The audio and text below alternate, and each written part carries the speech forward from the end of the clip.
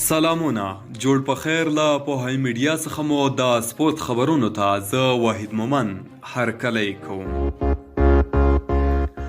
د تکواندو یو افغان لوبغاړی د لومړي ځل لپاره د اسیا اتل شو.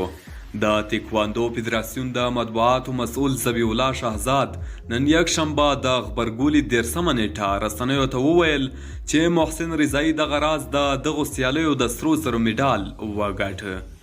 دغه افغان ورزشکار د 58 کیلوګرام وزن کې د کویت، تایوان، پاکستان او جنوبي کوریا سیالانو ته ماتې ورکړه.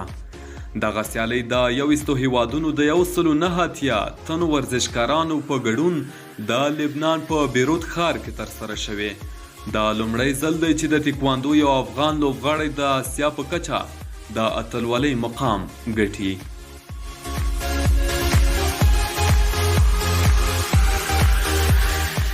بلخوا د اروپا د فوټبال جام په سیالیو کې بیګا سویس ترکیې ته ماتې ورکړه او ایټالیا له ویلزه وګټله. ایټالیا او ویلز دواړه د 14 ټیمونو پړاو یا پری کوارټر فاینل ته هم وتلي دي. د باکو په اولمپیک سټیډیوم کې د سویس ټیم 3-1 ترکیه له مخې لرې کړه. د سویس لپاره 2 ګولونه جردان شقیري او 1 ګول هم هاریس سیفارویچ وواهه. او خوا د ای ګروپ په بله لوبه کې بیګا شپه ایټالیا خپل میلمه ټیم ویلز ته 1 ګول ورکړ او ماته یې ورکړه. تمه ده د اروپا د فوټبال جام په سیالیو کې د دوشنبې په ماښام 4 لوبې وشي.